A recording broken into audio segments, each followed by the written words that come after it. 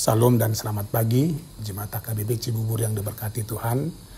Hari ini Jumat 14 Juni 2024. Sebelum kita menjalani satu hari ini, marilah terlebih dahulu kita dengar-dengar dengan firman Tuhan yang akan menyertai dan menyemangati kita menjalani satu hari ini agar satu hari ini penuh dengan berkat dan sukacita bagi kita semua. Namun sebelum kita mendengarkan firman Tuhan, marilah terlebih dahulu kita berdoa. Kita berdoa.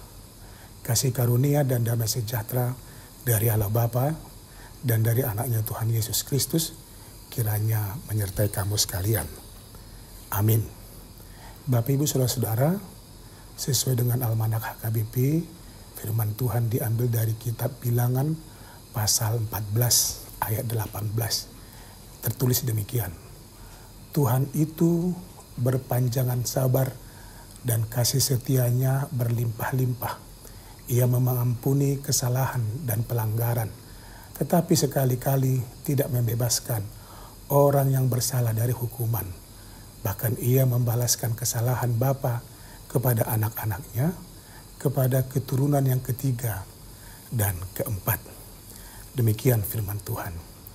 Tuhan ingin kita hidup dalam kehendak-Nya.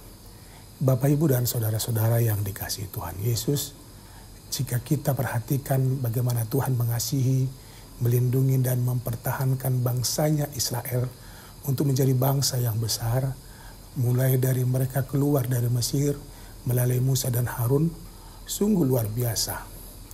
Begitu baiknya Tuhan kepada mereka.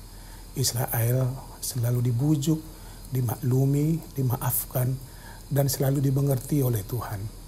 Sementara mereka selalu memberontak dan membiasakan dalam hidup negatif thinking kepada Allah. Seperti cerita dalam perikop ini. Ketika Musa sudah mengutus pengintai ke tanah perjanjian yang akan mereka diami, bangsa Israel tetap saja kurang yakin bahwa Kanaan adalah tempat yang layak bagi mereka. Walaupun Yosua bin Nun dan Kaleb bin Yefune sudah memberi laporan dari pengintaian mereka, toh juga mereka tidak yakin dengan laporan mereka. Sudah segala cara dilakukan oleh Musa dan Harun agar Israel percaya dan dalam tuntunan Tuhan. Sampai Musa dan Harun bersujud membujuk agar mereka, bangsa Israel, bersedia memasuki tanah perjanjian tersebut. Tuhan tahu semua itu. Sehingga dalam komunikasinya dengan Musa, Tuhan menyampaikan kekesalan hatinya untuk melenyapkan bangsa Israel dengan penyakit sampar, dan oleh Musa dan keturunannya akan menjadi pengganti sebagai bangsa Israel. Tapi Musa tidak tergiur dengan tawaran tersebut.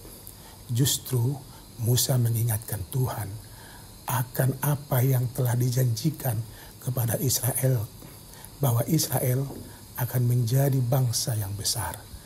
Dan apa kata bangsa lain tentang Tuhan jika bangsa Israel dilenyapkan?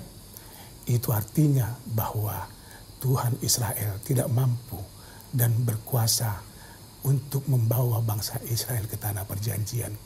Dalam hal ini, Musa sungguh mengenal Tuhan dan memiliki pikiran yang luar biasa.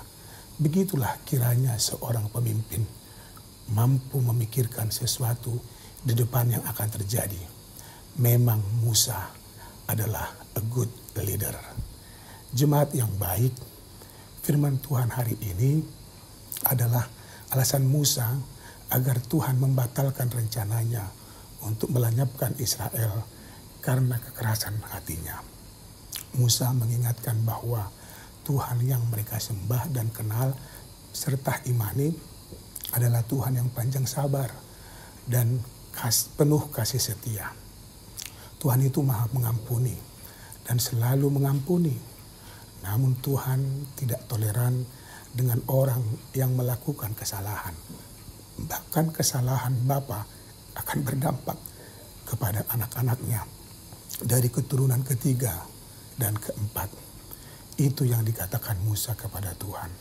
Caranya agar Tuhan memikirkan ulang rencananya. Ternyata usaha Musa berhasil. Dan singkat cerita, Israel menduduki tanah perjanjian. Apakah masalah sudah selesai? Belum.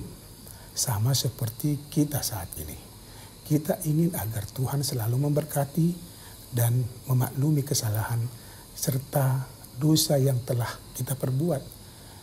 Selesaikah masalah jika kita sudah diberkati dan dosa kita diampuni? Tidak. Tugas dan tanggung jawab kita setelah itu adalah bagaimana kita agar menjadi berkat bagi orang lain, menjadi pembawa damai dan sukacita bagi banyak orang. Berkat dan penyertaannya membuat kita akan lebih bersemangat untuk melakukan kehendak Tuhan.